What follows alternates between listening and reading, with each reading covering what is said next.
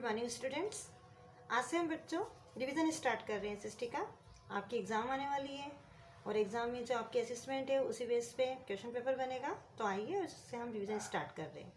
सबसे पहले हम यहाँ पर एसएसटी के इंटरनल असेसमेंट के सेकंड का रिवीजन स्टार्ट कर रहे हैं। सबसे पहले है बच्चों, सही विकल्प चुनकर लिखिए। तो आपको वैसे तो आता ही होगा, लेकिन फिर भी मैं रिवाइज कर रही हूँ आपके साथ में, तो आप भी मेरे साथ कीजिए। इलाहाबाद की संधि निम्न में से किसके साथ की गई है? बता सकते हैं आप? मीर कासिम, नवाज नजरुल्लाह, शुजाउद्दौला या बहादुर शाह जफर। तो इसका राइट आंसर क्या है बच्चों? शुजाउद्दौला। ठीक है, तो याद रखना इलाहाबाद की संधि शुजाउद्दौला के साथ में की गई थी। सेकंड क्वेश्चन, ब्रिटिश संसद ने रेगुलेटिंग एक्ट कब पारित किया था? इसके भी ऑप्शन दिए जाएंगे आपको। सन 1750 ईस्वी में, 1773 ईस्वी में, 1857 ईस्वी में या फिर 1940 में। तो इसका राइट आंसर क्या है बच्चों? सन 1773 ईस्वी में। तो याद रखना ब्रिटिश संसद ने रेगुलेटिंग एक्ट 1773 में पारित किया था। थर्ड क्वेश्चन, कौन सा विद्रोह आदिवासी विद्रोह नहीं था? यहाँ पर 4 विद्रोह के नाम दे रखे हैं। पहला है वेल्लोर विद्रोह, दूसरा भील विद्रोह, तीसरा संथाल विद्रोह और चौथा मुंडा विद्रोह। इसमें से आदिवासी विद्रोह कौन सा नहीं था? वेल्लोर विद्रोह। यानी कि ये 3 विद्रोह आदिवासी विद्रोह थे, भील विद्रोह, संथाल विद्रोह और मुंडा विद्रोह। लेकिन जो वेल्लोर विद्रोह था वो आदिवासी विद्रोह नहीं था। फोर्थ, राष्ट्रीय एकीकरण में नागरिकों के मन में कौन सी भावना व्याप्त रहती है? पहला राष्ट्रीयता की भावना, दूसरा धार्मिक भावना, तीसरा जातीयता की भावना या उपरोक्त में से कोई नहीं। जैसा कि नाम ही है राष्ट्रीय एकीकरण, तो राष्ट्रीय एकीकरण में राष्ट्रीयता की भावना ही व्याप्त होगी। तो धार्मिक भावना, जातीयता की भावना नहीं होगी। कौन सी होगी इसमें? राष्ट्रीय एकीकरण में। तो इसका आंसर क्या हो जाएगा? राष्ट्रीय एकीकरण में नागरिकों के मन में राष्ट्रीयता की भावना व्याप्त रहती है। फिफ्थ, हमारा राष्ट्रीय लक्ष्य क्या है? इसके भी ऑप्शन है लोकतंत्र, राजतंत्र, साम्राज्यवाद और तानाशाही। आप सबको पता है हमारे देश में लोकतांत्रिक शासन व्यवस्था है, इसलिए हमारा राष्ट्रीय लक्ष्य भी क्या होना चाहिए? लोकतंत्र। लोकतंत्र समझते हो बच्चों? लोगों के द्वारा चुना गया तंत्र, मतलब जहाँ पर सरकार का चुनाव जनता करती है उसे हम लोकतंत्र कहते हैं। और हमारे यहाँ भी वोट चुनाव होते हैं, हम वोट देते हैं, उसके बाद ही सरकार बनती है। इसलिए हमारा राष्ट्रीय लक्ष्य भी है लोकतंत्र। ये तो हमारे सही विकल्प हो गए। अब हम आते हैं रिक्त स्थानों की पूर्ति कीजिए। पहला, भारत में सर्वप्रथम खालिस्तान यूरोपीय जाति का आगमन हुआ। बता सकते हैं कौन सी जाति सबसे पहले भारत में आई थी?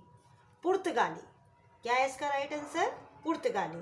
तो इसको ऐसे लिखेंगे, भारत में सर्वप्रथम पुर्तगाली यूरोपीय जाति का आगमन हुआ। अच्छा, सेकंड, भारत में सिविल सर्विस की स्थापना किसने की थी? किसने की थी भारत में सिविल सर्विस की स्थापना? अंग्रेजों के समय जो लॉर्ड कॉर्नवालिस थे उन्होंने यहाँ पर सिविल सर्विस किसको बोलते हैं? सरकारी नौकरियों को। और उसकी स्थापना मतलब उसकी स्टार्टिंग सबसे पहले किसने की थी यहाँ पर? लॉर्ड कॉर्नवालिस ने। थर्ड है, भारतीय संविधान में खालिस्तान मौलिक अधिकारों का प्रावधान है। तो मौलिक अधिकार कितने बच्चों? 6। यहाँ पे 2 चीज होती है, एक होता है मौलिक अधिकार और दूसरा होता है मौलिक कर्तव्य। मौलिक कर्तव्यों की संख्या कितनी है? 11, लेकिन मौलिक अधिकार कितने हैं? 6। फोर्थ नंबर पे आता है, अशोक चिन्ह हमारा खालिस्तान प्रतीक चिन्ह है।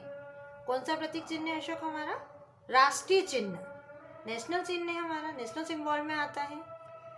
फिफ्थ है, गुट निरपेक्षता का अर्थ है सैनिक संगठनों में से खालिस्तान रहना, मतलब अलग रहते। गुट निरपेक्षता का मतलब होता है कि वो लोग सैनिक संगठनों से बिल्कुल अलग रहते हैं।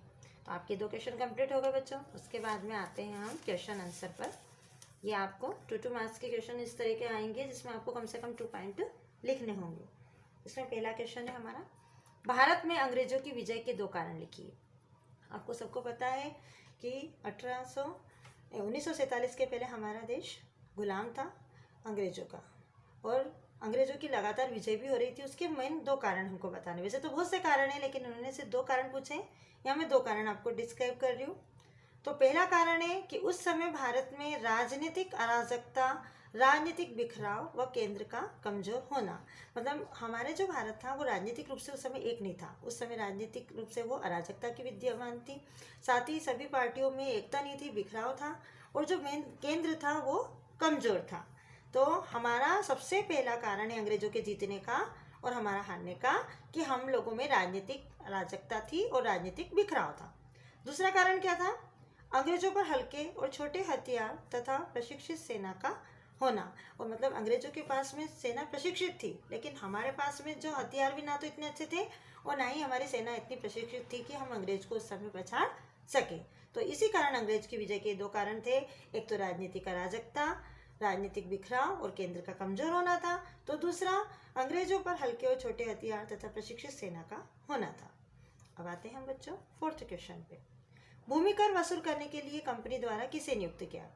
आप सबसे पहले समझो यह भूमि कर क्या है। भूमि कर मतलब जो किसान लोग अपने भूमि के ऊपर जो टैक्स देते हैं उसको भूमि कर बोलते हैं। तो उसके भूमि कर वसूल करने के लिए कंपनी द्वारा किसे नियुक्त किया गया? तो इसमें भी बस भूमि कर वसूल करने के लिए कंपनी द्वारा जमींदारों को नियुक्त किया गया था। याद रखना, इसमें कुछ भी याद नहीं करना, आपको किसी की जगह जमींदार लिखना है। कि उस समय टैक्स वसूल करने के लिए किसको अपॉइंटमेंट किया गया था? जमींदारों। ठीक है। 5th क्वेश्चन, भारत के उन क्षेत्रों का नाम बताइए जहां सन 1857 ईस्वी का आंदोलन काफी व्यापक था। व्यापक मतलब बहुत बड़ा। तो हमें उन क्षेत्रों के नाम बताने हैं जहाँ 1857 का आंदोलन बहुत बड़े स्तर पे हुआ था।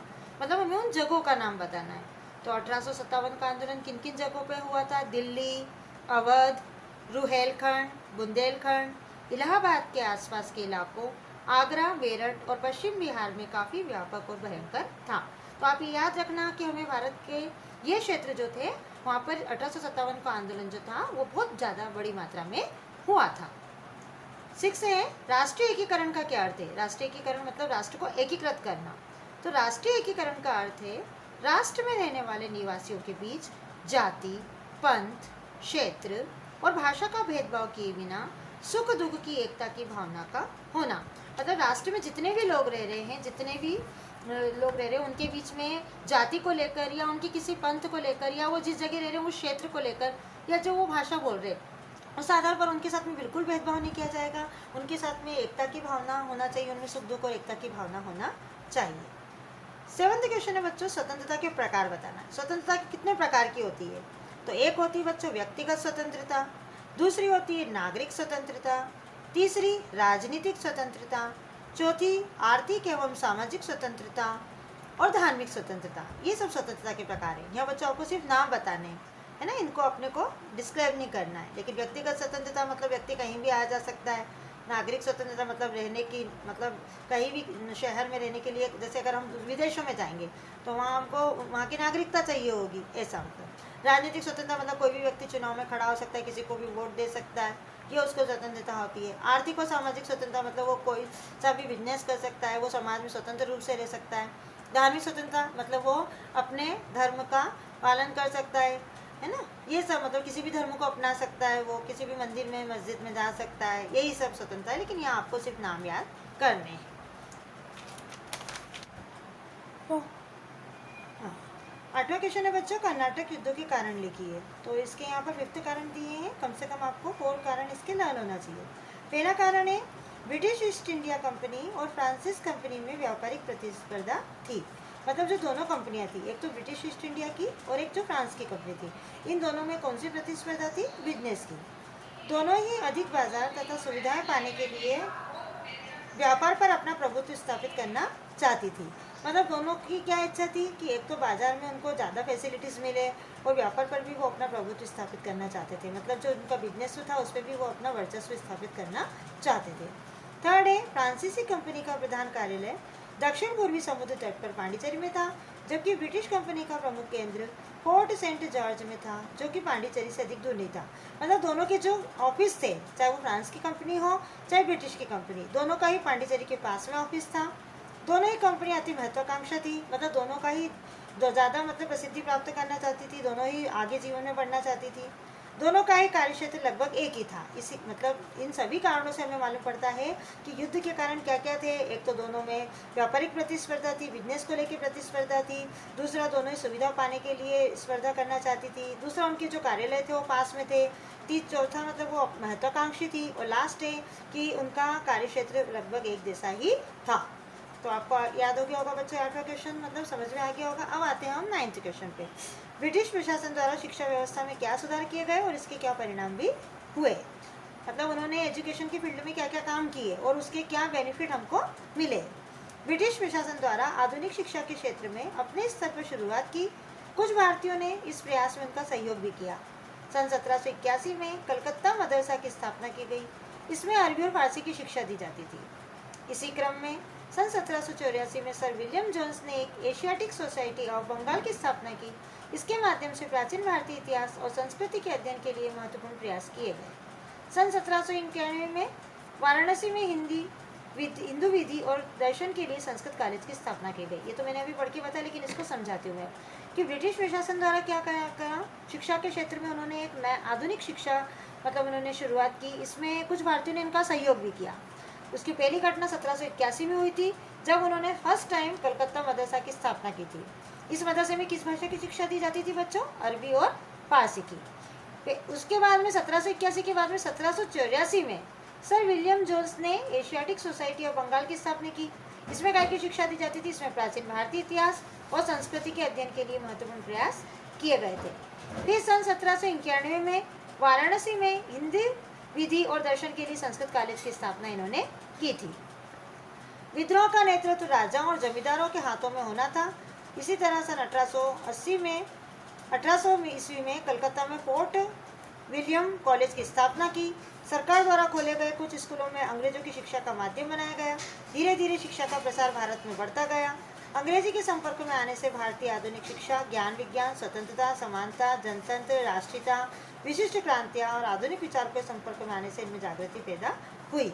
मतलब कुछ जो राजा थे उन्होंने विद्रोह का नेतृत्व करा और जमींदारों के हाथ में होना था। मतलब उन्होंने इस मतलब यहाँ पर हमने पहले पैराग्राफ में पढ़ा था कि कुछ ने तो सहयोग दिया था, लेकिन कुछ ने इसका विरोध भी किया था। लेकिन फिर भी 1800 में कलकत्ता में फोर्ट विलियम कॉलेज की स्थापना की थी। सरकार द्वारा कुछ स्कूल खोले गए। उसमें कौन से मीडियम में शिक्षा दी जाती थी बच्चों? इंग्लिश में। अंग्रेजी माध्यम था शिक्षा का। धीरे धीरे शिक्षा का प्रसार भारत में बढ़ा। अंग्रेजी के संपर्क में आने से भारतीयों में भी आधुनिक शिक्षा, ज्ञान विज्ञान, स्वतंत्रता, समानता, जनतंत्र, राष्ट्रीयता, विशिष्ट क्रांतियाँ और आधुनिक विचारों के संपर्क में आने से उनमें भी जागृति पैदा हुई।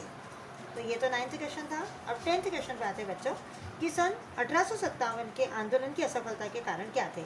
ये तो हमने सबने देखा कि स्वतंत्रता प्राप्त करने के लिए 1857 में आंदोलन हुए थे, लेकिन क्या वो सफल हुए थे? नहीं, वो आंदोलन असफल हुआ था। उसकी असफलता के क्या कारण थे? यहाँ पर हमने 4 कारण देखे। तत्कालीन भारत में राष्ट्रीय चेतना की कमी और एकता का भाव।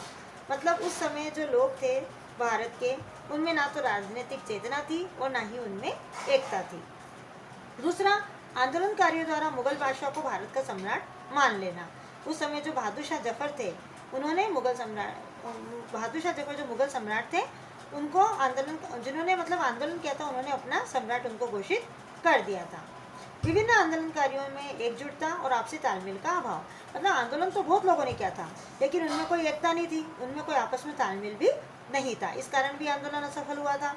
चौथा था ब्रिटिश शासन के प्रति सब जगह तीव्र असंतोष का अभाव। कुछ लोगों द्वारा शासन का साथ देना। मतलब ब्रिटिश शासन में जितने भी लोग थे उनमें भी असंतोष था और का अभाव था, और कुछ लोग जो थे वो शासन का साथ दे रहे थे। मतलब हमारे भारतीय होकर भी वो हमारा साथ नहीं देके और अंग्रेजों का साथ दे रहे थे। इसी कारण ये आंदोलन असफल हुआ था। 11th क्वेश्चन पे आते बच्चों, जाति प्रथा के प्रमुख दोषों का वर्णन करना। तो उसके भी 5th पॉइंट है, कम से कम 4 पॉइंट याद करना कि जाति प्रथा के दोष क्या है। जाति व्यवस्था समाज को उच्च व निम्न वर्ग में बांटती है। जाति प्रथा मतलब क्या करती है? जो ऊंची जाति के लोग होते हैं उनको उच्च वर्ग में बांट देती है, और जो नीची जाति के लोग होते हैं उनको निम्न कर दिया। फिर से करना पड़ेगा ये। नहीं बोलूं तो ऑफ नहीं हुआ है, बस फ्लैश ऑफ हुआ है। और जो नीची जाति के लोग रहते हैं उनको निम्न वर्ग में बांट देती है।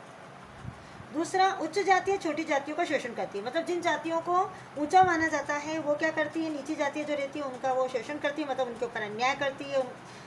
तीसरा, भेदभाव कठोर हो जाते हैं। मतलब दोनों में ऊंची और नीची जाति में जो भेदभाव रहते हैं वो भी कठोर हो जाते हैं। फोर्थ है जातियों का दबाव राजनीति को प्रभावित करता है। अब जो जाति प्रथा शुरू होती है वो क्या करती है, वो पॉलिटिक्स को भी इफेक्ट करती है।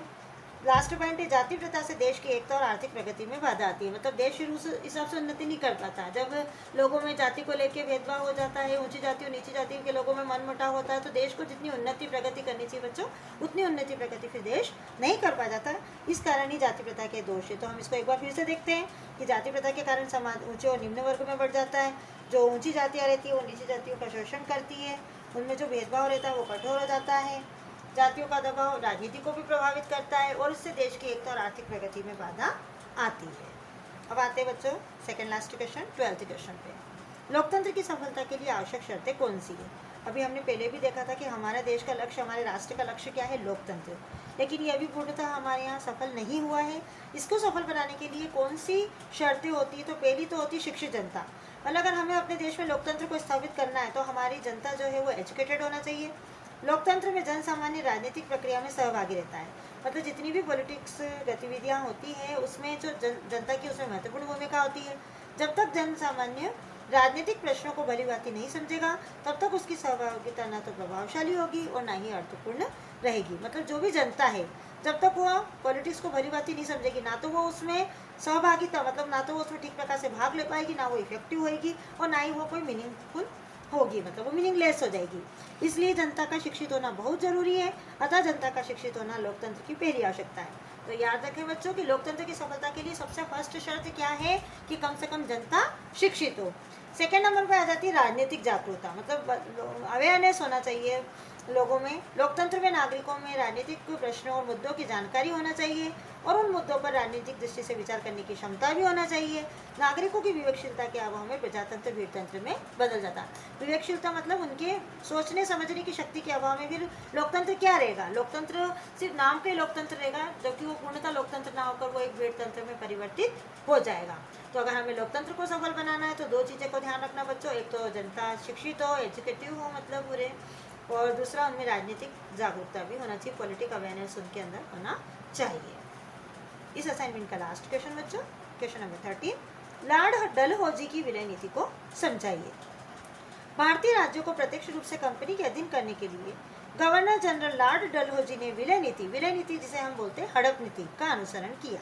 सबसे पहले उसने क्या करा? भारतीय राजाओं द्वारा दत्तक पुत्र लेने की प्रथा पर रोक लगा दी। दत्तक पुत्र मतलब जिनके पुत्र नहीं होते थे वो कुछ मतलब गोद ले लेते थे, उन्हें दत्तक पुत्र कहते हैं। तो सबसे पहले तो अंग्रेजों ने क्या करा? उनकी इस प्रथा पर ही रोक लगा दी कि जो शासक बिना पुत्र के मर गए उनके राज्यों को ब्रिटिश साम्राज्य का अंग बना लिया।